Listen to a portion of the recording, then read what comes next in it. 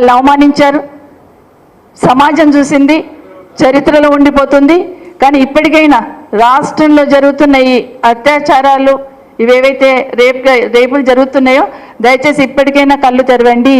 ఇప్పటికైనా హైదరాబాద్ సిటీలో తిరుగుతున్న అమ్మాయిలకు కానీ మన రాష్ట్రంలో ఉన్న అమ్మాయిలకు కానీ భద్రత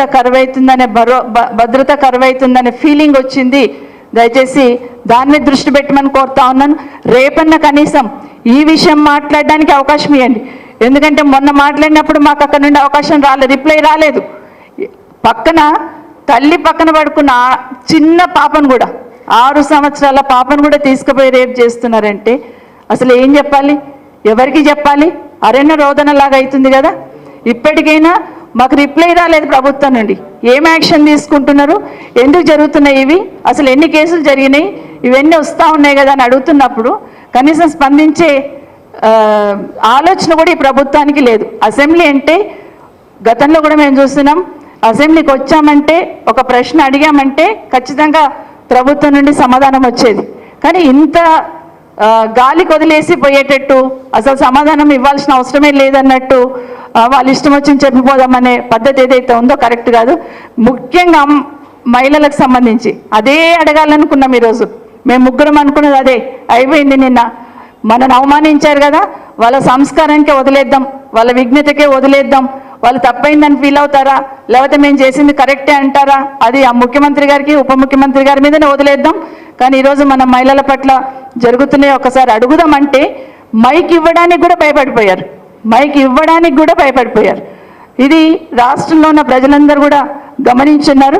రేపైనా కనీసం మాకు మాట్లాడే అవకాశం ఇవ్వండి.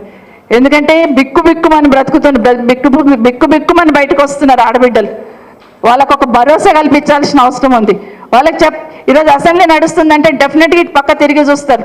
ఇన్ని ఇన్సిడెంట్స్ జరుగుతున్నాయి కదా, ప్రభుత్వం ఏదో ఒక డైరెక్షన్ ఇస్తుంది, ప్రభుత్వం ఏదో ఒక కఠినంగా ఉంటుంది అని ఆలోచిస్తారు. కానీ ఈరోజు ఆ సమాధానం కూడా మన దగ్గర నుండి కిందికి ప్రజలకు పోలేదు. మేము అడిగితే మీరు చెప్తే ఇద్దరం కలిసి వాళ్ళకి భరోసా కల్పించాల్సిన బాధ్యత. కానీ అది కూడా రిప్లై అనేది ఈరోజు కూడా కింది వరకు పోలేకపోయింది. ఇక్కడ హైదరాబాద్ సిటీలోనే కాకుండా ముఖ్యంగా మన హైదరాబాద్ సిటీలోనే బ్లైండ్ స్కూల్లో ఆ బ్లైండ్ స్కూల్ అమ్మాయిది ఆ రోజు నేను అసెంబ్లీలో ఎక్కువ మాట్లాడొద్దని వదిలేశాను. కానీ ఏమి జరిగినా, పిల్లల మధ్యలో జరిగినా లేదా అక్కడ ఉన్న వాళ్ళ మధ్యలో జరిగినా అక్కడ బ్లైండ్ స్కూల్లో సంబంధించి గట్టిగా యాక్షన్ తీసుకోవాల్సిన అవసరం ఉంది. మేము ఇది తీసుకున్నాము, యోగిలను యాక్షన్ తీసుకున్నాము, యోగి సెక్యూరిటీ కావాలన్నది ఇచ్చున్నాము, లేకపోతే సిస్టంలో మార్పులు తీసుకొచ్చినామని ఒక్క మాట చెప్పింటే హ్యాపీగా ఫీల్ అయ్యేవాళ్ళం. మీకేం తెలియదండి, మీకు తెలియదు మేడం, మేము వచ్చి మా సెక్రటరీ వచ్చి మీకు ఎక్స్ప్లెయిన్ చేస్తారంటే నా సెక్రటరీ నువ్వు కూర్చొని మాట్లాడడం కానే కాదు. అక్కడ నేను ఆ మాట మాట్లాడితే అనవసరమైన డిస్కషన్ చేస్తారు, నేను అడగాల్సిన సమస్యలు ఏమున్నాయి వాటికి సమాధానం రాదనుకున్నాను. కానీ ఆ రోజు బ్లైండ్ స్కూల్లో జరిగిన ఇన్సిడెంట్కి ఏం చర్యలు తీసుకుంటామనేది ఇమీడియట్గా ప్రభుత్వం చెప్పాల్సింది అసెంబ్లీలోనే.